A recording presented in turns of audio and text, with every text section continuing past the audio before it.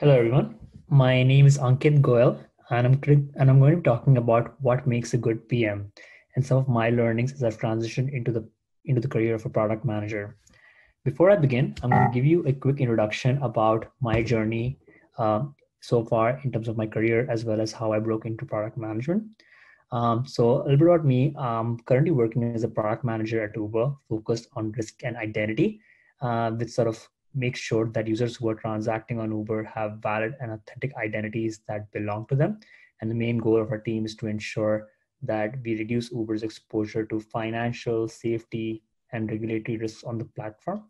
Um, but prior to sort of starting off working as a product manager, I graduated in 2014 with a degree in electronics and communication engineering. Funny enough, I somehow managed to score a job at a telecom company. I didn't have the greatest grades, but 3 months into my job, I sort of left it for an alternate career path. And while I was sort of waiting for my new job to start, I was looking for free Uber promo codes and decided to hit up Uber's Twitter handle and found that they tweeted for internships. And I just tweeted to them and started working with them as an operations intern, joining a team of 3 to 4 people, essentially sort of tasked with the responsibility to launch Uber in a new country, in a new city. And it was an amazing experience where you got to launch new products like Uber X, or literally signing up drivers at the airport, or doing a whole host of crazy things with a bunch of really smart people. But I decided to join the team full time. I think the whole idea of requesting a ride by the push of a button anywhere and everywhere around the world really excited me and sounded pretty crazy at that point, which seemed too good to be true. So I sort of joined the operations team full time and had a worked in that team for about 2 years. Got a lot of experience, doing things like launching new products or building new operational processes, and try to sort of build different skills given the freedom sort of I had during that time in my career. And it was at this time when I essentially had a chance to connect with some of our PMs at Uber. And one of our PMs on the driver team, I sort of was chatting with her when she was doing a user research trip in India. And I was like, this is one of the career paths that I would love to have, where I get to sort of solve problems at scale using design, engineering, and being at that position to sort of solve some of the most challenging problems of the business was something that really excited me. So after about 2 years in operations, I sort of decided to move closer to product and decided to transfer to San Francisco, where our product and engineering teams were based out of at that time. And went into career for product operations, where essentially I was responsible for things like go-to-market strategy, working on prioritizing the top things based on what are the top challenges for our business, making sure once products were built, we were in a good spot in terms of making them successful, be it through the right operational rollout plans or making sure that we have right A/B testing strategies in place, etc.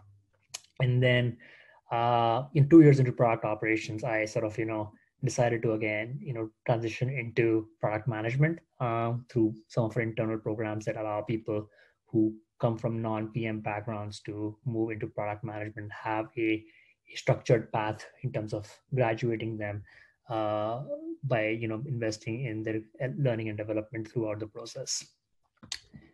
Cool. Um, so yeah, as I covered the introduction, I'm going to be diving deeper into what is product management, based on some of my experience, what makes a good PM in terms of some of the underlying traits, and finally, like what are some of the common paths towards transitioning into product management. So what do product managers do? And I'm sure like this is one of those questions which you'll hear different answers to depending on who you ask, depending on what industry they belong to. But here's a really fun YouTube video that I came across a few weeks ago when I was going through my graduation as a product manager. So I'm going to share with you guys. Hold on, guys. Sarcastic view of what a PM does, but digging deeper into what my experience has been. So this is a Venn diagram that you're probably going to come across a lot during conversations with PMs who are currently working in different industries. But essentially, product managers are leaders operating at the intersection of design, engineering, and business to identify user problems and prioritize solutions to address them and achieve business goals. Now, I sort of highlighted a few words, and I want to sort of cover some of the aspects there. So product managers are leading teams, but they don't necessarily have anyone reporting to them. So it's important for them to be torchbearers for their products, but be able to influence their teams without necessarily having reporting authority over them through strong research, through a strong product vision, through being able to operate at different levels, and having the right traits as a product manager. It's important for strong PMs to focus on identifying user problems, because at the end of the day, you want to be focusing on areas which are relevant for your customers and aren't sort of things that nobody really wants. And you want to, and there's always going to be a lot of stuff that you can do, right? So you want to be able to be someone who can prioritize very effectively and make tough decisions. There are times where people are often locked in a sort of the idea of, hey, should we do this or not, and just sort of lose time on it. So PM should be able to prioritize solution and have bias to action. And finally, whatever you do should be to achieve a business goal. At the end of the day, you should not be in a situation where you're focusing on things that aren't necessarily what the larger organization wants to focus on at wherever you're working, right? So operating at that intersection puts PMs in like a unique position, and having a bird's eye view of how a product is unfolding and impacting its users, and makes it a pivotal position to actually influence change wherever they actually operate in their respective companies. Cool. So what do PMs really do on a day-to-day basis, right? When you think about it. So starting off with defining the product vision, that is essentially define the what and why for their team. And when you think about product vision, it is essentially the end goal where a team wishes to be in terms of what they're building, and highlights the high level consumer benefit. But when we think about what a product vision does is it informs the how, that is the product strategy or getting towards that particular product vision. So it would be like, what customer benefit would we have, how would we approach competition, what kind of business model will we adopt, and then that in turn, the strategy in turn informs your product roadmap in terms of the exact features or the exact problem areas that you would particularly be focusing on through different products. And it becomes a critical component of defining what are we going to focus on and why are we focusing on, and helps the team build a synergy towards that end goal when it comes to collaborating with each other and bring structure to the overall team. Second bit is around customer needs. It's absolutely critical for PMs to be customer obsessed and relentlessly hear out their customers' problems and their needs, and sort of evolve their strategy and their sort of priorities based on what they hear from their customers. Because at the end of the day, as a PM, you want to be building a product that really solves the problems for your users and doesn't necessarily seem like that cool shiny thing that you came up with. Thirdly, prioritization. This is the one thing that every PM has to deal with on an everyday basis. Is essentially, you'll always have limited resources and unlimited problems to solve, and coming up with a way where you can cut through the noise and recognize what's really important for the users and what really helps us achieve our goals in the most effective way is going to be a very pivotal part of how you operate. And some of these are like tough decisions, but it's one important skill that you would develop over the course of time. And being good at prioritization is often one of the most important things you do on a day-to-day basis. Finally, leading teams. This is one of the most interesting things. Some people often compare a PM to being a CEO, a mini CEO. I honestly think that's not really true, because you don't necessarily have people reporting into you. You don't control a P&L, but you essentially establish trust with people and be the torchbearer for your users and your product by having a strong product vision, having a good sense of research, of being able to operate at different levels, and building that rapport with your team members to actually be able to continuously drive towards a particular set of goals or a vision that you put in place, right? So being that leader is sort of important component of what you do on a day-to-day basis. Cool. So what does a product manager's week look like? So it's absolute chaos for a lot of people, but if you think about it, if you look at this particular image, you'd see that it's super cross-functional in nature, where you're talking to people from different areas, be it design, research, clients, executives, engineering teams, etc. And it's very important how you can put on different hats, empathize with different stakeholders, and finally be able to balance and prioritize your time in the right way to actually be effective as a product manager. So always think about how you're using your time, and understand how you can use it in the most effective way moving forward, because time, it's very easy to get caught in that particular loop of not being able to use your time effectively. So do invest time into seeing how that you may actually be able to use your time in the most effective manner. So now that we've covered some of the things like what a day looks like, it's very important to understand like how should you decide if product management is the right career for you, right? And this is some of the like stuff that even I had to think about when I was earlier in my career and was at the turning point to understand if I want to go down this path or not. So these are some common things that come to my mind, and things that I refer to as uh, parts of uh, your career as a product manager. Is like, you should be someone who enjoys problem solving. You should be someone who is driven by solving problems that achieve business goals. You don't mind getting into working with teams and working with a wide variety of people. You should be strategic and structured. You should be driven by outcomes more than outputs, and you should be effective at communication and leading teams, and not shy away from making decisions, even though those decisions might often be challenging and difficult. And finally, having that right structure and organization is a critical component of being able to operate teams. And it's very important when you sort of take a step back and see, are these things that you really enjoy? And if you don't, then you might want to think about like the trade-offs of getting into a career that you may not necessarily enjoy. So always think it through in terms of what really motivates you. Are these the kind of activities or the kind of skills that you would enjoy employing in your day-to-day? Now coming to like what are things that might not necessarily work well if you're sort of trying to approach a product management path. Appreciation.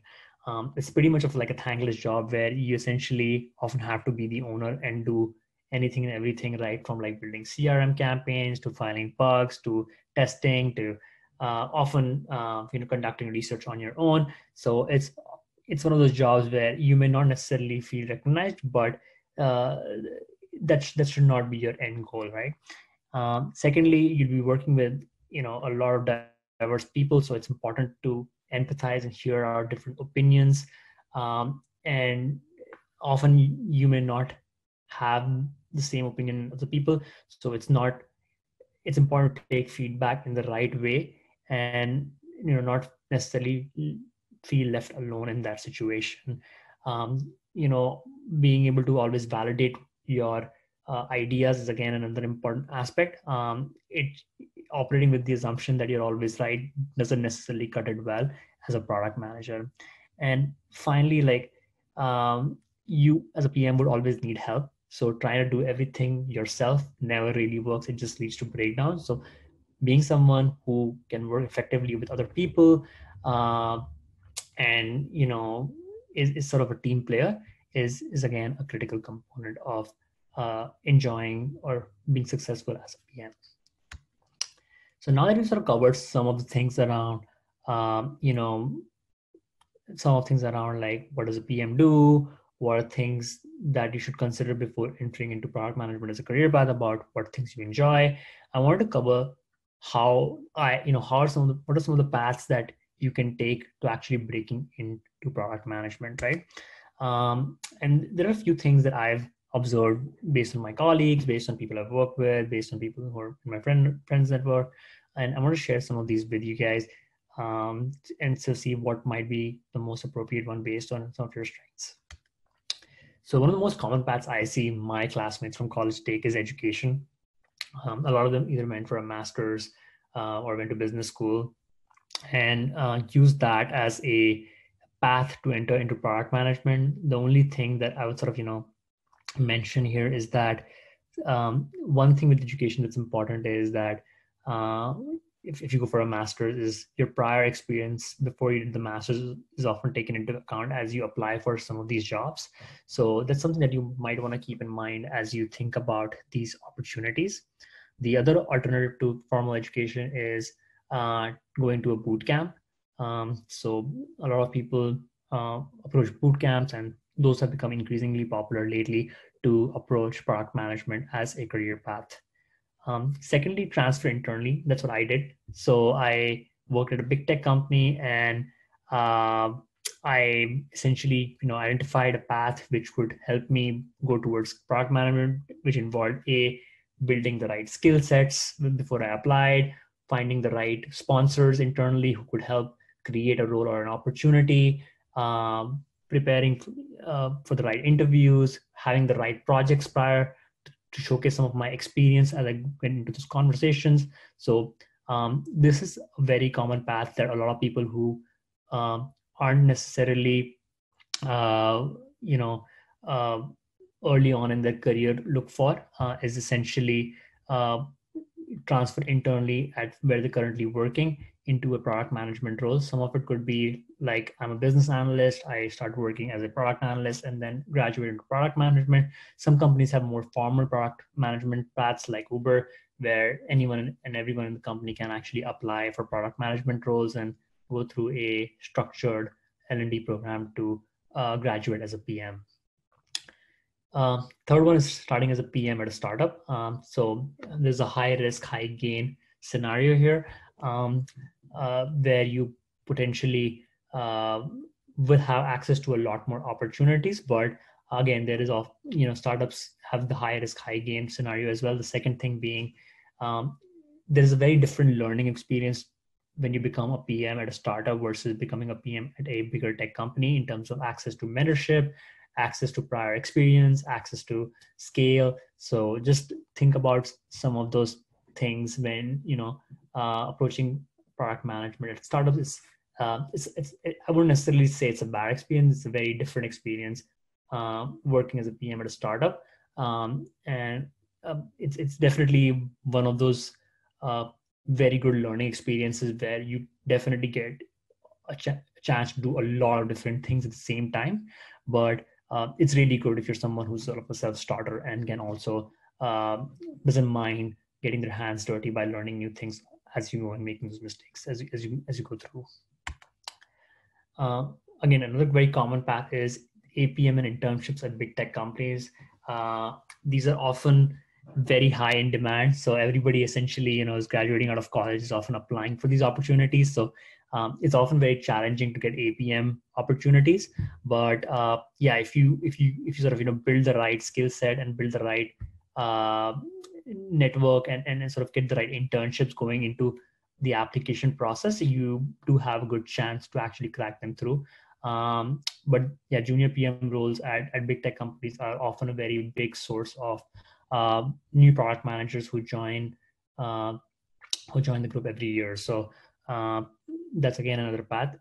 And finally, the hardest one is starting your own company.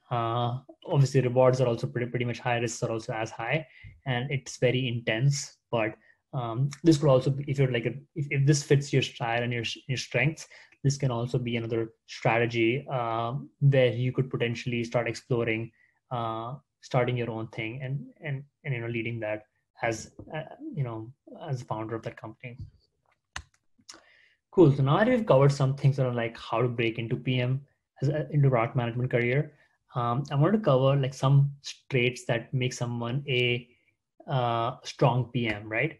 And I had a few things that I sort of want to cover as common denominators, because no matter who you speak to, be it a designer, an engineer, an analyst, or somebody from leadership, they always come up with different traits that make someone a strong PM. And I want to focus on some things that are like common denominators of uh, what really constitutes strong PM traits, and irrespective of who you talk to. The first one, which I want to sort of focus on, is being a natural storyteller. So, good product managers are storytellers. They tell captivating stories focused around customer pain points, their emotions, and which motivates the larger groups to action. And the reason why I sort of say this is, if you had a chance to like view um, Steve Jobs trying to explain what an iPhone is back, in the late 2000s. It's one of those very captivating experiences where, you're instantly motivated by what the company is doing, what the teams there are doing. And it's important that PMs are those storytellers to be able to sell their product vision, be able to convince others that this is what we want to do, and keep teams motivated towards a goal or a vision, and continue to execute on it. PMs who aren't necessarily strong would be more of salesmen, and you don't want to be going down that path. You want to be someone who's a strong storyteller who can captivate people with your vision, your stories, and be able to um, be able to connect the dots in the most effective way as you go about um, convincing people in any room around you to do something. So being natural storytellers is definitely a huge um, a, a huge trait to have as a PM. Second one I wanted to cover was being able to identify the invisible problem. So good PMs, they obsess over their users to identify pain points and address problems that aren't obvious.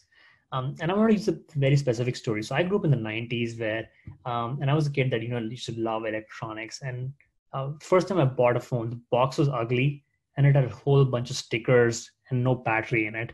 And that just ruined the starting experience of buying a cell phone. And when I bought an Apple iPhone, sometime in the late 2000s, and it came in this beautiful box, no stickers, which are like sticking onto the phone. The battery was charged, and the phone could be turned on before I needed to charge it. And that was a beautiful experience. It might be a very small problem, but it instantaneously made me love the product on day one. And this is a great example of PMs that saw that, hey, this is a problem which nobody's trying to fix, let's just fix it. It probably it's probably like may not seem like the biggest thing, but made a big difference to the experience, right? Another great product that I could think about is driver milestones. So when I was Uber, one of my colleagues essentially built a solution to recognize drivers for hitting certain milestones, like certain number of trips or being, getting certain ratings, etc. And no, we didn't really know that that's going to work out. But when we did, we actually did find out that it had a material impact on business metrics like supply hours or gross bookings, just because it was like one of drivers did feel under recognized, and we weren't doing enough from our side to actually address that gap at that point. So yeah, as I mentioned, good PMs are very good at identifying them and actually addressing them with first class solutions. Now moving on to point 2. Good PMs make the right trade-offs. Good PMs make well-rounded trade-offs by finding the right balance between key variables in order to achieve the goal. As a PM, you'll always be in a situation where you have limited resources and a lot to do. And it's important to make the right trade-offs at these different situations by taking into account the right set of variables and being able to make objective decisions. A good example is, one common thing we often talk about is better done than perfect. So if you often want the perfect solution, everything that you originally envisioned, it often might take you forever, and it hinders your process of learning and continuing to iterate and improve your experience. And there can also be sort of associated opportunity costs of not doing something within time. And a good example, like I like to sort of sometimes reflect on, is when you're building tipping. So while building the tipping flow, like one aspect was for building that core flow of allowing the user to input an amount, having it charged to their credit card, and sending them an updated receipt.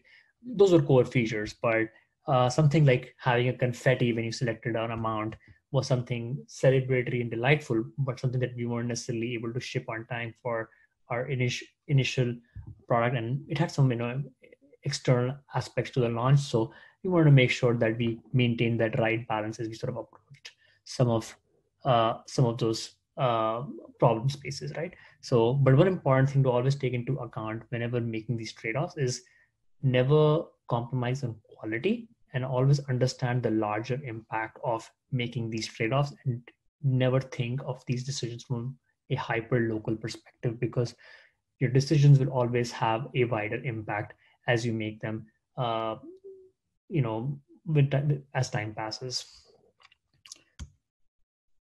Another interesting aspect of being a good PM is focusing on learning.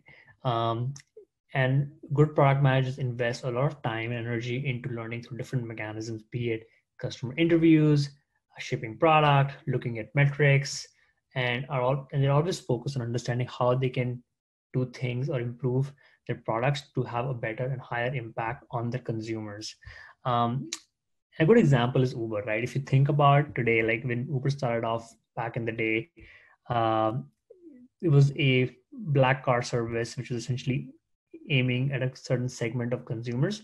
And if you said that, hey, we're satisfied with what we have and we shipped this and we're done with this, it wouldn't necessarily lead to where Uber is today, where we continuously try to understand how we can improve the product, what are customer challenges, and continuously learn from different aspects, including competition, to be honest, and continuously build a better product for its users.